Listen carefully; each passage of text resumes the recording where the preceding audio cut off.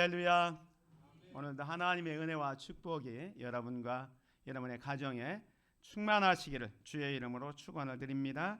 우리 함께 앞뒤 좌우 형제 자매 같이 인사하겠습니다. 당신에게 좋은 일이 일어나고 있습니다. 회복을 넘어 부흥으로 갑시다. 성령의 능력으로 부흥을 경험합시다. 우리가 올해 2025년을 시작하면서 성령의 능력으로 부흥하는 교회라는 표어를 가지고 지난 한 6주 동안 이렇게 말씀을 드렸습니다. 성령의 능력으로 부흥하는 교회, 어떻게 하면 부흥을 이루어갈 수 있을까를 이제 말씀을 드렸고, 그 이후에 우리가 어떤 말씀을 드릴까 이렇게 생각하고 또 기도하다가 소망에 대해서 말씀을 드리는 게 좋겠다 생각이 났습니다. 지금 우리에게 필요한 것은 소망입니다. 국가적으로나 교회적으로나 가정적으로 개인적으로 이 소망이 있으면 좋겠다.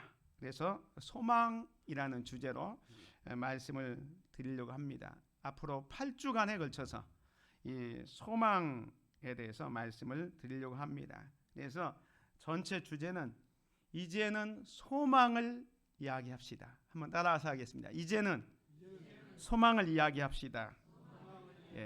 부정적인 이야기 하지 말고 소망을 이야기합시다 라는 주제로 우리 함께 말씀을 나누면서 우리를 향하신 하나님의 은혜를 경험하기를 원합니다. 오늘은 그 첫 번째로 하나님의 선하신 계획을 깨달읍시다. 하나님의 선하신 계획을 깨달읍시다 라는 말씀을 드리려고 합니다. 왜냐하면 우리가 하나님의 선하신 계획을 깨달을 때 비로소 소망을 이야기할 수가 있습니다. 우리가 하나님의 선하신 계획을 깨닫지 못하면 지금 현실에 힘들고 어려운 것들을 보면서 소망을 이야기하기보다는 오히려 절망을 이야기하고 낙심할 수 있기 때문에 그렇습니다. 그래서 소망을 이야기하기 위해서는 제일 먼저 필요한 것이 우리를 향하신 하나님의 선하신 계획을 깨닫는 것이 우선입니다. 소망을 이야기하기 위해서 우리를 향하신 하나님의 선하신 계획을 깨닫는 저와 여러분이 되시기를 주의 이름으로 축원을 드립니다. 여기 보십시오. 여러분 가운데 바둑을 두는 분이 혹 계실 겁니다. 우리나라 바둑 1인자 하면 조은현, 또 이창훈, 요즘은 이세돌 이런 사람들이 바둑계를 이어가고 있지 않습니까? 얼마 전에는 이창호 구단이 컴퓨터와 이제 바둑을 둔 적도 있습니다. 만약에 바둑 최고 고수가 구단이잖아요. 그 구단 바둑 고수가 이제 바둑을 두면서 처음에 포석이라는 걸 합니다. 포석이 뭐냐면 바둑을 시작하자마자 바둑을 여기처럼 띄엄띄엄 이렇게 놓습니다. 이것을 포석이라고 합니다. 앞으로 이 바둑을 어떻게 이끌어 갈 것인가를 미리 내다보고 바둑알을 이곳저곳에 이렇게 미리 놓습니다. 자, 그런데 바둑을 막 시작한 초보가 이 바둑 구단의 고수의 포석을 이해할 수 있을까요? 없습니다. 바둑 구단은 몇십 수를 바라보면서 바둑을 두고 그것을 위해서 포석을 놓는데 한 치 앞도 모르는 바둑 하수, 이제 초보자가 이런 고수의 포석을 이해할 수가 없는 겁니다. 마찬가지로 우리 인간이 하나님의 섭리와 계획을 다 알 수가 없습니다. 그래서 성경은 이렇게 얘기합니다. 이사야 55장에 보면 이는 내 생각이 너희의 생각과 다르며 내 길은 너희의 길과 다름이니라 여호와의 말씀이니라. 이는 하늘이 땅보다 높음같이 내 길은 너희의 길보다 높으며 내 생각은 너희의 생각보다 높음이니라 라고 말씀합니다. 이 말씀은 하나님의 생각과 우리 인간의 생각, 하나님의 길과 우리 인간의 길이 얼마나 다른지를 강조하고 있습니다.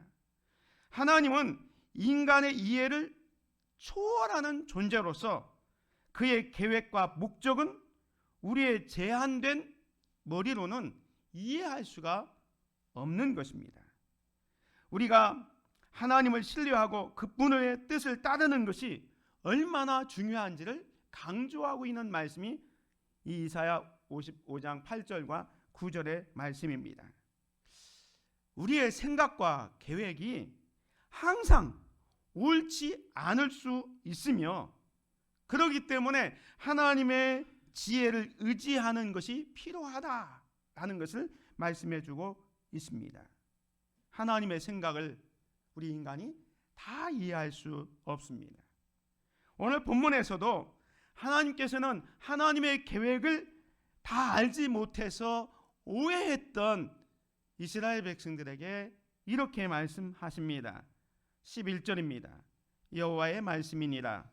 너희를 향한 나의 생각을 내가 아나니 평안이요 재앙이 아니니라.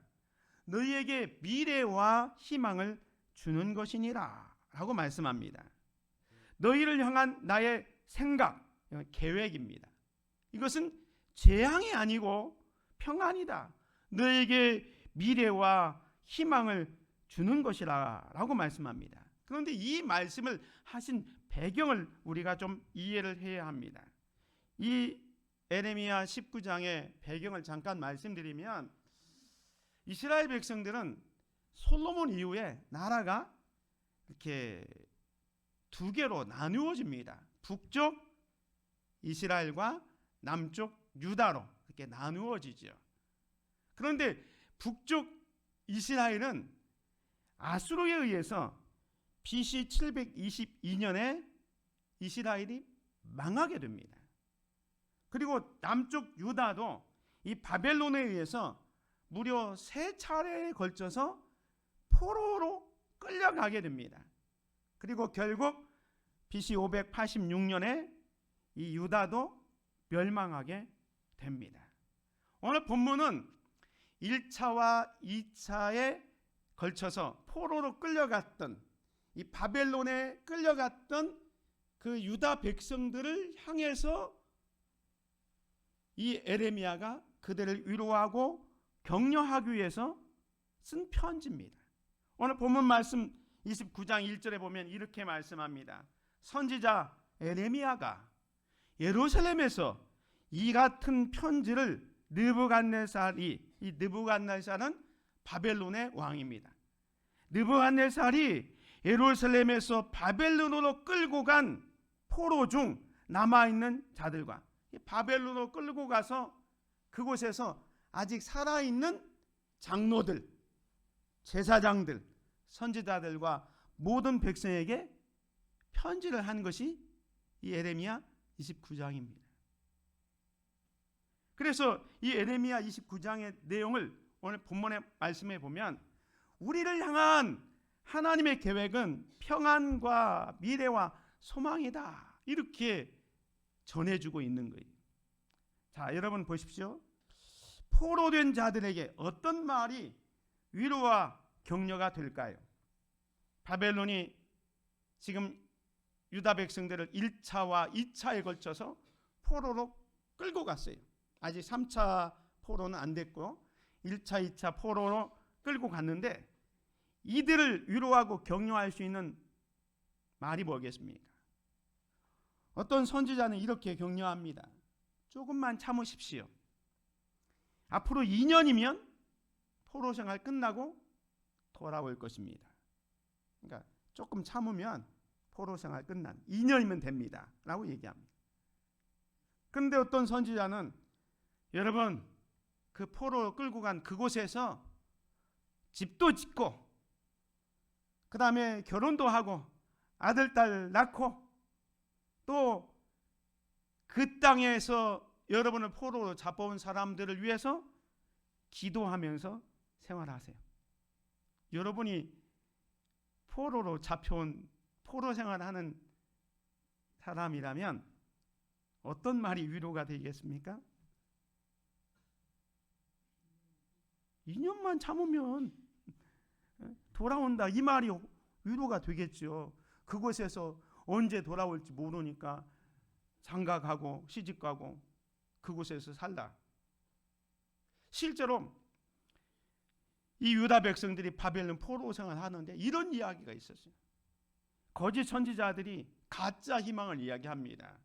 오늘 29장 앞에 28장에 보면 모든 백성 앞에서 하나냐가 말하여 이르되 여호와께서 이같이 말씀하시니라. 내가 이 2년 안에 모든 민족의 목에서 바벨론의 왕 느부갓네살의 멍에를 이와 같이 꺾어 버리리라 하셨느니라. 이 하나냐라는 거짓 선지자가 하나님을 빙자해서 이스라엘 백성들을 거짓 희망을 주는 거예요.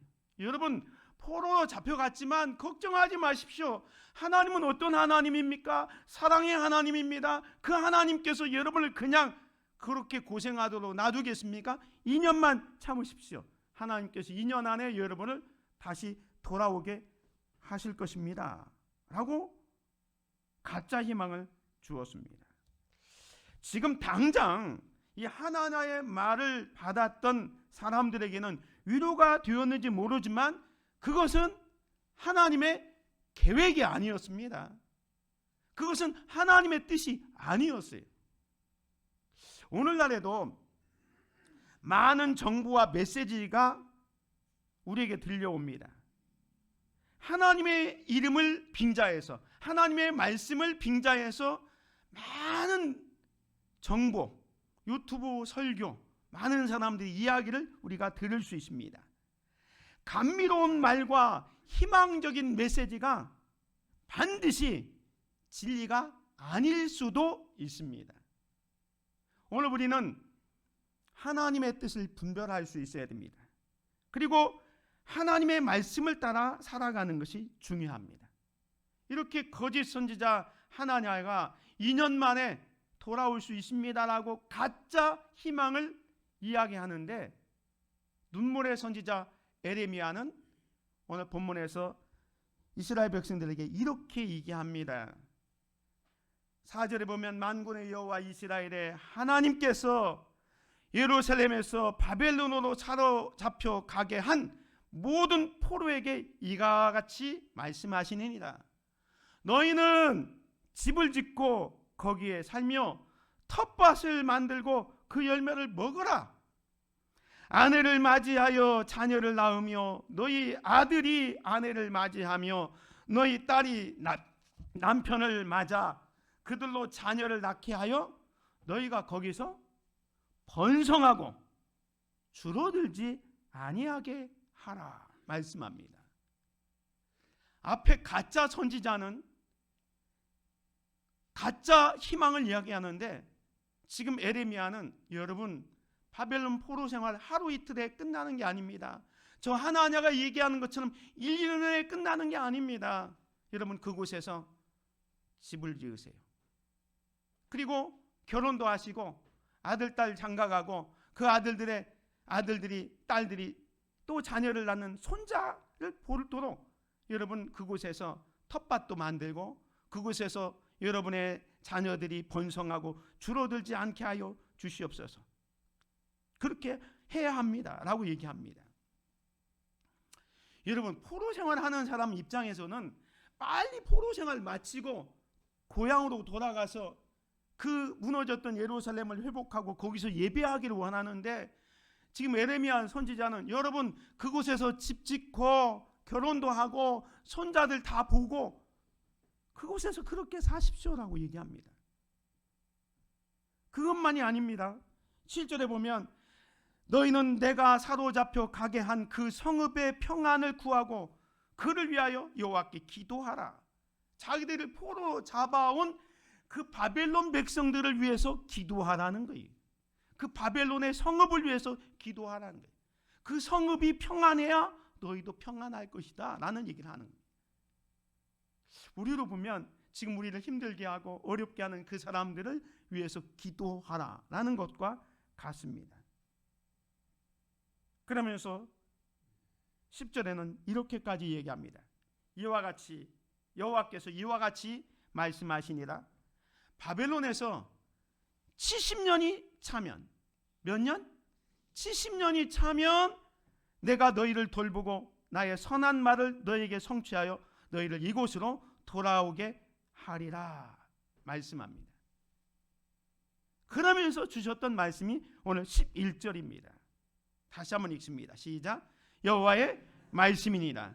너희를 향한 나의 생각을 내가 아나니 평안이요 재앙이 아니니라. 너희에게 미래와 희망을 주는 것이니라 라고 말씀합니다. 영어 성경에 보면 I know the plan, 너희를 향한 계획을 나는 알고 있다 라고 말씀합니다. 그 계획이 뭐냐?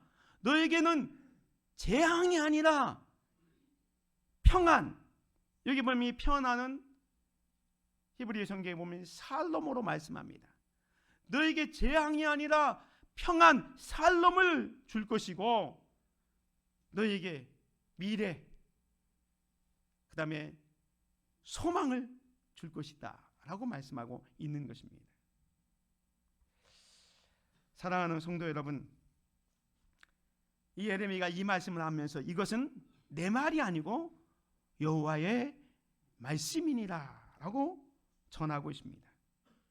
지금 예레미야가 포로로 잡혀간 백성들에게 주는 이 메시지가 얼마나 크고 또 격려가 되었을까요? 하나님의 계획과 섭리를 깨닫지 못하면 불평하고 원망할 수 있지만 하나님께서 우리를 향하신 그 계획을 안다면 우리는 지금 고난과 역경 속에 있어도 불평하지 않고 원망하지 않을 수가 있는 것입니다. 여러분 혹시 이생망이라는 말을 들어보셨습니까? 이생망. 이번 생은 망쳤다 라는 겁니다.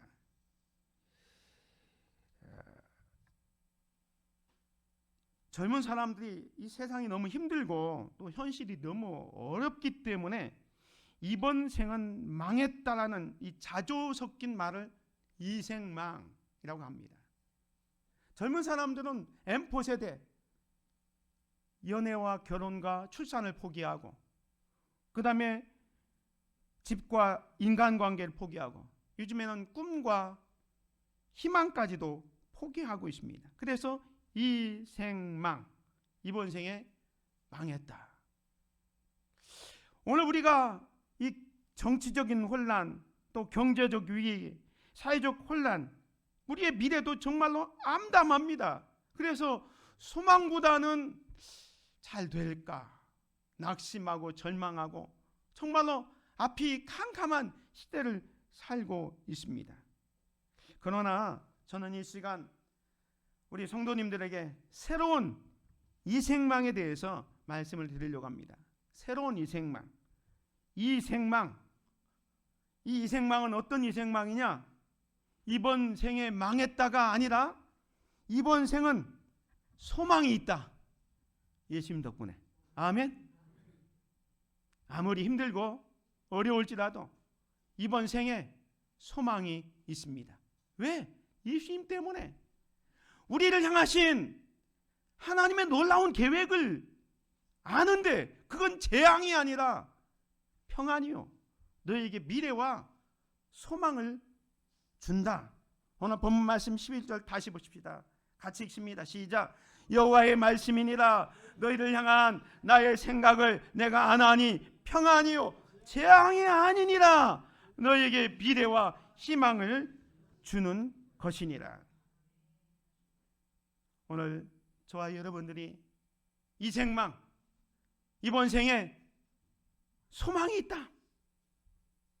예수님 때문에 이런 생각을 가지고 정말로 힘들고 어려울지라도 이 어려움을 잘 극복해 갈 수 있는 저와 여러분이 되시기 바랍니다. 오늘 이 에레미야 29장 11절의 말씀은 이스라엘 백성들에게 주신 메시지이지만 사실 영적인 바벨론에서 살고 있는 우리에게 주시는 하나님의 위로와 소망의 메시지입니다. 주님은 오늘 우리를 향해서 말씀합니다. 너희를 향한 나의 계획을 알고 있다. 너희들이 지금 겪고 있는 어려움은 재앙이 아니라 편안을 주기 위함이다. 너희에게 미래를 주고 너희에게 소망을 주기 위함이다 라고 말씀합니다. 오늘 이 말씀이 여러분 각자에게 주시는 하나님의 말씀으로 받으시기를 바랍니다. 시스기야 왕이요 병들어 죽게 되었을 때에 그가 하나님 앞에 엎드려 간절히 기도했을 때 하나님께서 히스기야의 왕의 기도를 들으시고 생명을 15년을 연장시켜 주었습니다. 그때 병에서 회복된 히스기야가 하나님께 감사하면서 고백한 내용이 이사야 38장 17절입니다. 보옵소서 내게 큰 고통을 더하신 것은 내게 뭘 주려고? 평안을 주려 하심이라. 주께서 내 영혼을 사랑하사 멸망의 구덩에서 건지셨고 내 모든 죄를 주의 등에 던지셨나이다 라고 찬양하고 있습니다. 죽을 병에 걸렸지만 간절히 기도했고 그래서 생명이 15년 연장되었을 때 히스기야의 고백이 이 고통이 결국은 하나님의 평안을 위한 과정이었다는 것을 깨닫고 있는 거예요. 그리고 하나님께서 자신의 죄를 용서하시고 생명을 연장시켜 준 것을 찬양하고 감사하고 있습니다. 시편 기자도 이렇게 이야기합니다. 고난당하는 것이 내게 유익이라. 이로 말미암아 내가 주의 율례들을 배우게 되었나이다. 이 시편 기자는 고난의 경험을 하면서 오히려 하나님의 율법을 더욱 깊이 깨닫게 되었다고 고백합니다. 다시 말하면 고난이 단순한 불행이 아니라 그 고난 당할 때 하나님을 더 의지하게 되었고 하나님의 말씀을 배우는 유익한 과정이 되었음을 고백하고 있는 것입니다. 오늘 우리에게도 이 고난을 바라보는 새로운 시각을 가지시기를 주의 이름으로 축원을 드립니다. 고난이 현재 당하는 어려움이 인간적으로는 힘들고 어렵고 피하고 싶지만 하나님은 그것을 통해서 선하게 이용하신다는 사실을 믿으시기 바랍니다. 요셉이 형들에게 애굽으로 팔려갈 때가 17살 때였습니다. 그리고 총리가 될 때가 30세니까 애굽에서 13년 동안 정말로 고생하고 억울하게 감옥살이를 했습니다.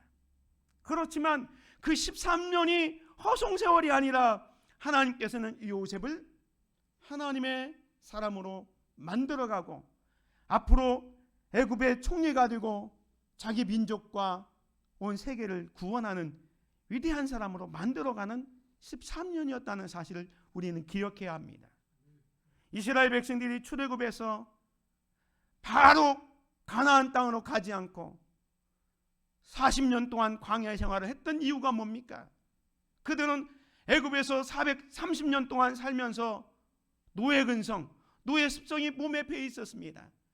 하나님을 알지도 못했습니다.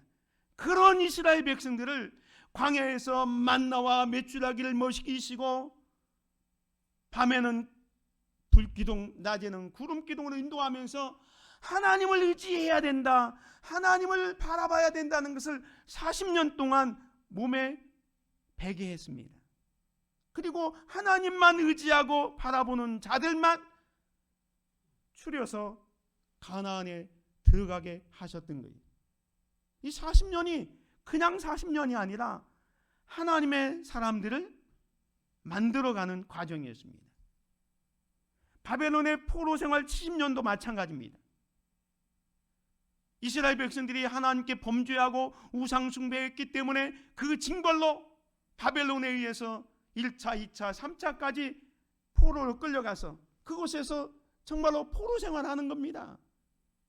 엄청난 힘든 생활을 하는데 이 70년의 생활이 그냥 고생만 하는 세월이 아니라 그곳에서 우리가 이곳에 포로 생활하는 이유가 뭘까? 하나님을 섬기는 우리 백성이 하나님을 섬기지 않는 저 이방 백성들에게 망한 이유가 뭘까? 깨닫고 하나님 말씀대로 순종해야 되겠다. 이제는 하나님 중심적으로 살겠다라는 그런 결단과 각오를 70년 동안 하게 되었던 것입니다. 그렇기 때문에 고난이 단순한 힘들고 어려운 것이 아니라 사실은 이 과정 속에서 하나님은 그 시간을 이용해서 그들을 하나님의 사람으로 빚어 갔던 것입니다. 현재 여러분의 고통과 어려움도 마찬가지입니다. 여러분 어떤 분은 영적인 애굽 생활을 하고 있는 분들도 있을 겁니다. 영적으로 광야 생활을 하고 있는 분도 있고 영적인 바벨론에서 정말로 힘들고 어려운 삶을 살 수도 있습니다. 그렇지만 여러분의 역경과 고난을 통해서 하나님은 하나님의 위대한 계획과 뜻이 있음을 믿으시기 바랍니다. 이 하나님의 섭리를 깨닫는 순간 우리는 소망을 이야기할 수 있습니다. 이 하나님의 섭리를 깨닫지 못하면 이 힘들고 어려운 상황을 보면서 우리는 절망하고 낙심할 수밖에 없는 거예요. 그래서 하나님의 뜻, 오늘 저와 여러분을 향한 하나님의 계획을 깨닫는 것이 중요합니다. 이것을 깨닫는 순간 욥은 이렇게 고백합니다. 욥이 하루아침에 자녀 10명을 잃어버렸고 재산을 다 잃어버렸습니다. 자기도 온몸이 악창이 나서 죽을 지경에 있습니다. 사랑하는 아내는 하나님을 비방하고 죽으라고 얘기합니다. 그런데 욥이 뭐라고 합니까? 욥기 23장 10절 같이 봅니다. 그러나 내가 가는 길을 그가 아시나니 그가 나를 단련하신 후에는 내가 순금같이 되어 나오리라. 내가 가는 길을 하나님은 아십니다. 하나님께서 나를 단련하신 후에는 내가 순금되어 나오리라. 할렐루야. 이 고백이 오늘 저와 여러분의 고백이 되시기를 바랍니다.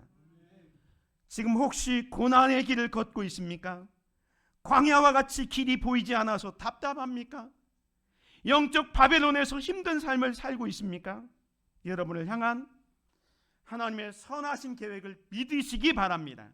여러분을 향한 하나님의 계획은 평안과 미래와 소망을 주는 것입니다. 쨍하고 해 뜰 날 옵니다. 그런데 우리는 아직 바벨론에 살고 있지 않습니까? 영적 바벨론. 이때 우리는 어떻게 반응하고 살아가야 할까요?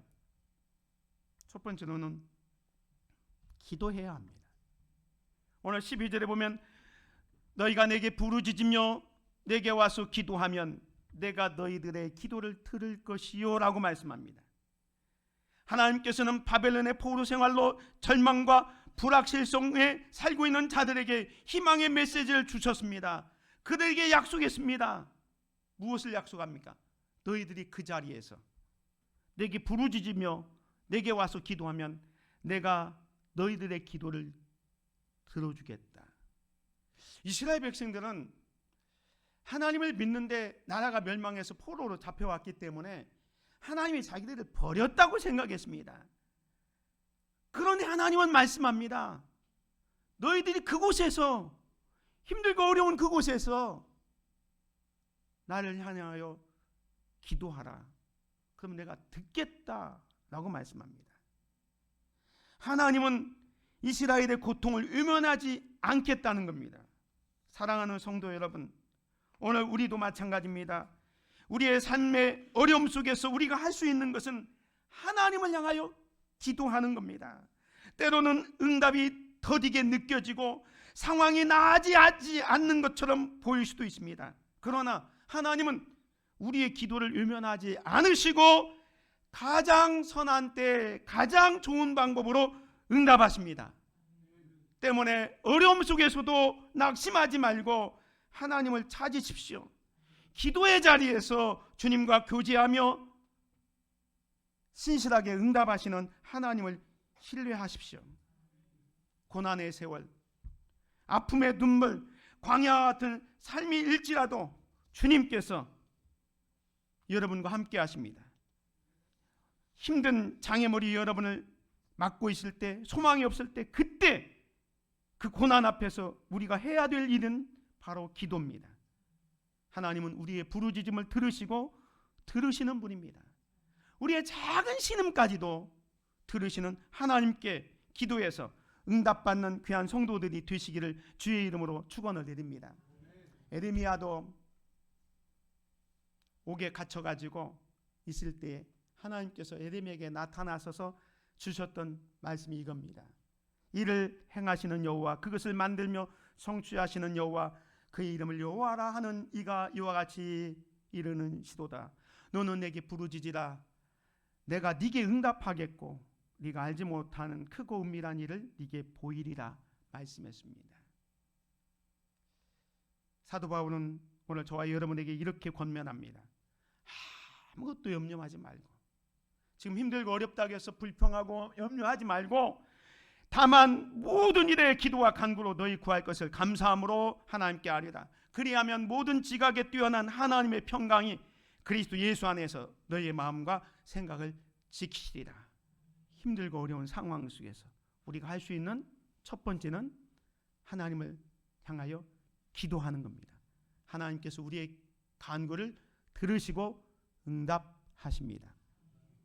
두 번째로 우리가 해야 될 일은 하나님을 온 마음으로 찾아야 됩니다. 오늘 13절에 보면 너희가 온 마음으로 나를 구하면 나를 찾을 것이요 나를 만나리라. 아까 말씀드린 것처럼 포로로 잡혀온 이 자들이 생각은 하나님이 우리를 버렸을 거야, 하나님은 우리를 떠났을 거야 라는 그런 생각을 갖고 있었어요. 근데 하나님은 너희가 기도하면 내가 듣고 응답할 뿐만 아니라 너희가 온 마음으로 나를 구하면 나를 찾을 것이요 나를 만나리라 말씀합니다. 이게 뭐냐? 이게 형식적인 신앙생활이 아니라 정말 온 마음을 다해서 하나님을 찾을 때 하나님께서 그들에게 나타나시겠다는 말씀입니다.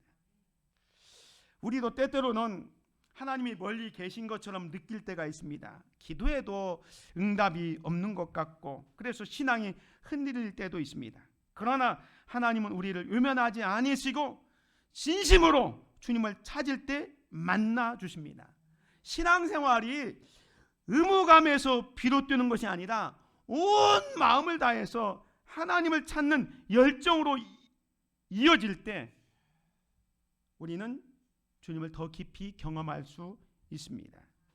잠언 기자도 이렇게 얘기합니다. 나를 사랑하는 자들이 나의 사랑을 입으며 나를 간절히 찾는 자가 나를 만날 것이니라. 하나님은 고난의 길을 걷고 있는 자에게, 영적 바벨론에서 시달리고 있는 자들에게 말씀합니다. 너는 내게 부르짖으라. 내가 들을 것이다. 나를 간절히 찾으라. 내가 너에게 나타나리라. 이것은 고난의 때에 그 낙심과 절망의 자리에 있지 말고 더욱 하나님과의 교제의 삶을 살라고 말씀을 하시는 거예요. 사랑하는 성도 여러분, 지금 여러분과 하나님과의 거리는 어떠합니까? 어려울수록, 힘들수록 하나님과 더욱 친밀함을 유지하는 저와 여러분이 되시기를 주님의 이름으로 축원을 드립니다. 마지막으로 우리는 우리의 삶을 회복시키는 하나님을 바라봐야 합니다. 오늘 본문 말씀 14절에 에레미야는 다시 한번 이스라엘 백성들에게 이렇게 말합니다. 이것은 여호와의 말씀이니라. 이것은 여호와의 말씀이니라. 나는 너희들을 만날 것이며 너희를 포로된 중에서 다시 돌아오게 하되 내가 쫓아보내었던 나라들과 모든 곳에서 모아 사로잡혀 떠났던 그곳으로 돌아오게 하리라. 이것은 여호와의 말씀이니라 라고 말씀합니다.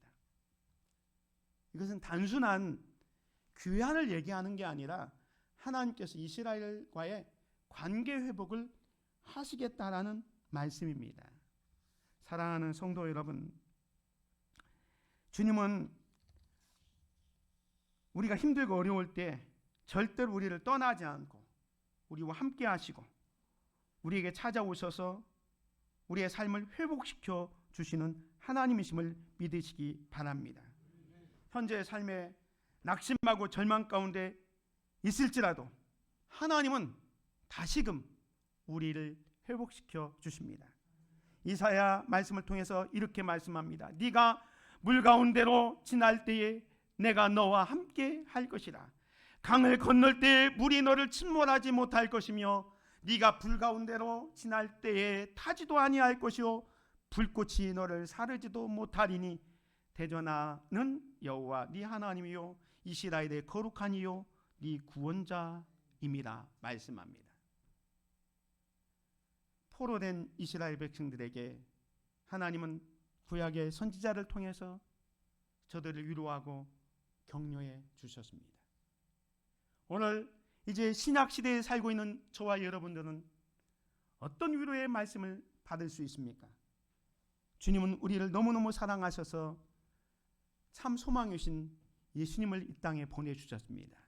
요한복음 3장 16절에 보면 하나님이 세상을 이처럼 사랑하사 독생자를 주셨으니 이는 그를 믿는 자마다 멸망하지 않고 영생을 얻게 하려 하심이라. 우리는 하나님의 진짜 소망을 받은 사람들입니다. 아까 말씀드린 것처럼 구약의 백성들이 선지자를 통해서 소망의 메시지를 받았다면 이제 우리는 실제로 우리의 소망 되신 예수 그리스도를 하나님께서 이 땅에 보내주셨습니다. 영적으로 어두워져가는 세상에 빛 되신 주님을 보내주셨습니다. 죄와 허물로 말미암아 영원히 죽을 수밖에 없는 우리에게 구속자 예수 그리스도를 보내주셨습니다. 그 예수 그리스도를 통해서 우리에게 영원한 소망을 주시고 계시는 겁니다. 여러분이 이 예수님을 가슴속에 품고 있다면 어떤 상황이 펼쳐질다 하더라도 여전히 우리는 소망을 가질 수 있습니다. 그래서 바울은 이렇게 얘기합니다. 다만 이뿐 아니라 우리가 환난 중에도 즐거워하나니 이는 환난은 인내를, 인내는 연단을, 연단은 소망을 이루는 줄 압니다. 고린도후서에서는 이렇게까지 얘기합니다. 우리가 잠시 받는 환난에 경한 것이 즉이 크고 영원한 영광에 중한 것을 우리에게 이루게 합니다. 지금 잠깐 당하는 고난은 아무것도 아니고 앞으로 영원한 영광이 있음을 바라보고 있습니다. 때문에 오늘 저와 여러분들은 우리를 날마다 도우시는 여호와 하나님을 바라보며 살아가시기를 바랍니다. 시편 기자가 이렇게 얘기합니다. 내가 산을 향하여 눈을 들리라. 나의 도움이 어디서 올까? 나의 도움은 천지를 지으신 여호와에게서로다.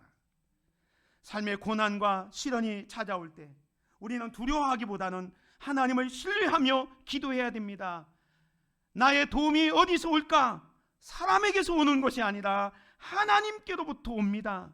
하나님을 바라보는 귀한 성도들이 되시기를 바랍니다. 우리의 삶을 회복시키는 하나님을 바라봅시다. 하나님은 포로된 자리에서도 이스라엘의 귀환을 분명히 약속하셨습니다. 우리는 혼자가 아닙니다. 주님은 어떤 상황에서도 함께 하시고 우리를 도와주십니다. 회복시켜 주실 것입니다. 그 주님을 바라보는 주바라기의 삶을 삽시다. 우리를 향한 하나님의 계획은 평안과 미래와 소망을 주는 것입니다. 그 하나님의 선하신 계획을 깨달읍시다. 고난의 길에서도, 광야에서도, 영적 바벨론에서도 기도하며 하나님을 간절히 찾는 자가 됩시다. 하나님은 어떤 상황에서도 우리와 함께 하시고 우리의 삶을 회복시켜 평안과 미래와 소망을 주실 것입니다. 은혜로우신 아버지 하나님 감사합니다. 우리가 너무 힘들고 어려워서 때로는 하나님이 나를 버리고 하나님이 우리를 외면하는 것처럼 느끼는 그런 상황을 접할 때가 있습니다. 그러나 우리를 향하신 하나님의 그 선하신 계획을 깨닫는 순간 우리는 불평과 원망이 사라지고 소망을 이야기할 수 있습니다. 우리를 행하신 하나님의 놀라운 계획을 깨닫는 우리들이 되게 하여 주옵소서. 예수 그리스도의 이름으로 기도드립니다. 아멘.